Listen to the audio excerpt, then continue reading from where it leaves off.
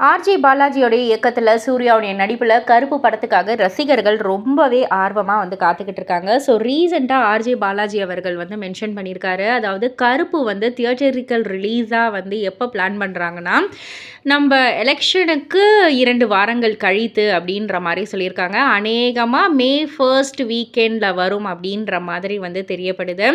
And OTT platform வந்து 2 OTT platform வந்து இந்த படத்தை பார்த்து ஒரு சூப்பரான ஒரு இது கொடுத்துருக்காங்க, ரிவ்யூ கொடுத்துருக்காங்க. அண்ட் அவுட்புட்டை வச்சும் ரொம்பவே சாட்டிஸ்ஃபை ஆயிருக்காங்க. ஸோ யார் கூட வந்து ஃபைனலைஸ் பண்ணுறாங்க அப்படின்றது வந்து இன்னும் ஒரு 10 நாட்களில் வந்து தெரிய வந்துடும் அப்படின்ற மாதிரி வந்து சொல்லியிருக்காங்க. அண்ட் அது மட்டும் இல்லை, இப்போ நிறைய ரூமர்ஸ் ரீசெண்டாக வந்து ஸ்ப்ரெட் ஆச்சு இல்லையா? அதாவது ஆர்ஜே பாலாஜி இந்த ப்ராஜெக்டை விட்டு வெளியேறிட்டாரு, எல்லாத்தையும் முடிச்சு கொடுத்துட்டு வெளியேறிட்டாரு, ப்ரொடியூசருக்கு அவருக்கும் வந்து கொஞ்சம் ஒத்து போகலை, அப்படி இப்படின்ற மாதிரி. அதே மாதிரி வந்து சாய் அபயங்கரை வந்து ஜிவி பிரகாஷ் மூலயமா ரீப்ளேஸ் பண்ணியிருக்காங்கன்ற மாதிரிலாம் நிறைய ரூமர்ஸ்லாம் வந்து உலா வந்துட்டு இருந்துச்சு. ஸோ இந்த எந்த ஒரு ரூமர்ஸ்க்குமே வந்து நான் எப்போவுமே ரெஸ்பாண்ட் பண்ணுற மாதிரியே இல்லை, எனக்கு அதை பற்றி கவலையும் இல்லை அப்படின்ற மாதிரி வந்து சொல்லிட்டாங்க. ஏன்னா இந்த ரூமர்ஸ்லாம் வந்து பழகி போன விஷயம் அப்படின்ற மாதிரி. அண்ட் இந்த கருப்பு ப்ராஜெக்ட்க்கு அப்புறம் ஆர்ஜே பாலாஜி வந்து திரும்பவும் ஹீரோ மெட்டீரியலாக ஆகிறாரு. ஆமாங்க.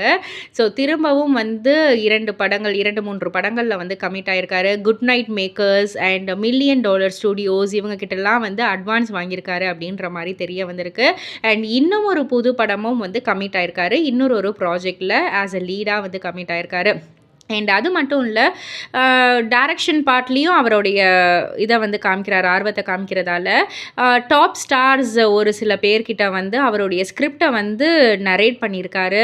ஸோ இந்த ஒரு கருப்போடைய சக்ஸஸை வச்சு தான் அவர் வந்து அடுத்த நெக்ஸ்ட் பிக் ப்ராஜெக்டை பற்றி வந்து சொல்ல இருப்பார். ஸோ டேரக்டராக இதை பற்றி நீங்கள் என்ன நினைக்கிறீங்க, உங்களுடைய கருத்து என்ன அப்படின்றது கீழே உள்ள கமெண்ட் பாக்ஸில் குறிப்பிட்டு சொல்லுங்கள். மறக்காமல் சேனலை சப்ஸ்கிரைப் பண்ணி பக்கத்தில் உள்ள பெல் ஐக்கானை கிளிக் பண்ணிவிடுங்க.